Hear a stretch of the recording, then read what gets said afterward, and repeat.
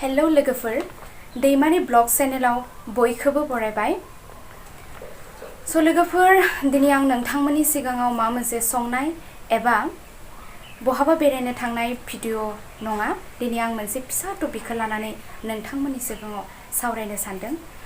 सो लोगोफोर बे टपिकआनो जाबाय आथिखालाव बयहाबो मोजां मोननाय एबा रिलेशनशिपआव थायो। बे रिलेशनशिपआव थानायाव जोङो माखासे गोदोर फिसा खैफोदाव गोलैयो।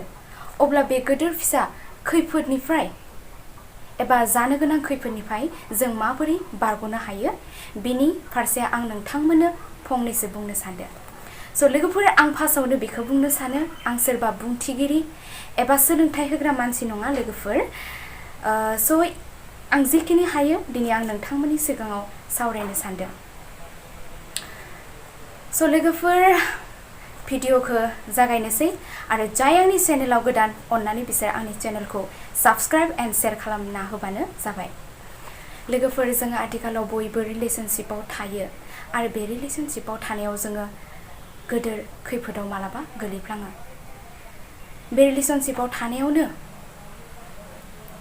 सोरनिबा नंखाय अननाय होनायखौनो जोङो सैथो साननानै गाज्रि लामा आगान सुरफ्लाङो।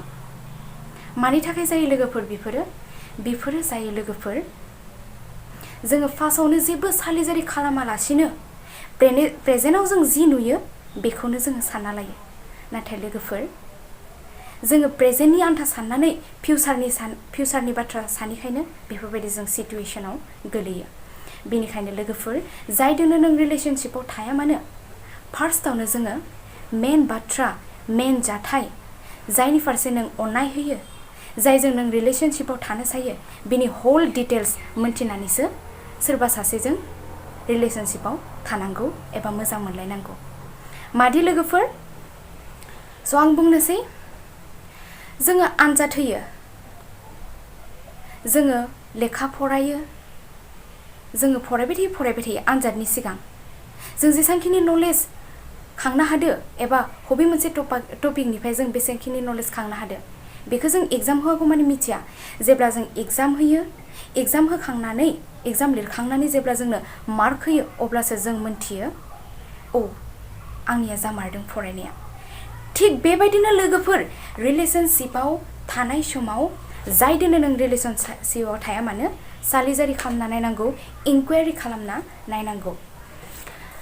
स' लोगोफोर जों माब्लाबा दुखुनि समखौ सुखु सानना लायो, सुखुनि समखौ दुखु सानना लायो। थिग बेबायदिनो सोरबा नंखाय मोजां मोननाय होनायखौनो जोङो सैथो साननानै गाज्रि लामा आगान सुरफ्लाङो। बेनिखायनो लोगोफोर जायजोंनो मोजां मोनलाया मानो अराय सम बिनि होल डिटेल्स होल लाइफ बिनि मेन केरेक्टार नायनानै अराय सम मोजां मोननांगौ। अब्ला जेबो खैफोद जाया लोगोफोर। स' लोगोफोर रिलेशनशिपखौ मजबुत खालामनाय आं नोंथांमोननो मोनब्रै एसेन्शियेलनि बाथ्रा बुंनो नागिरदों।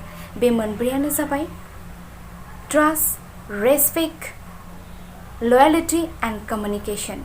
बे मोनब्रैयानो जाबाय मोनसे रिलेशनशिपखौ मजबुत खालामग्रा। साइकोलजिया बुंदों don't share your feelings with someone who does not care your feelings. Your feelings are nothing but just a drama for them.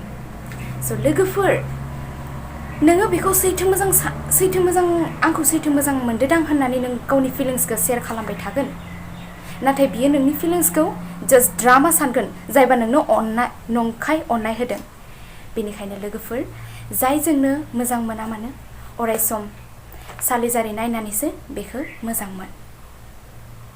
आरो लोगोफोर दाथ' लकडाउननि जों बयबो बेकारावनो न'आव जायै लोङै उन्दै बिदि थागासिनो। स' लोगोफोर लकडाउनबाबो कलेज स्कुल गैयाबाबो नोंथांमोना बाहेरा नलेज जेसांखिनि हायो फरायबानो जाबाय। स' लोगोफोर आंनि दिनैनि भिडिअआ बेसेमनोसै। आंनि भिडिअखौ नायनानै मोजां मोनबायब्ला लाइक, कमेन्ट एन्ड साबस्क्राइब खालामबानो जाबाय। गोजोन्थों।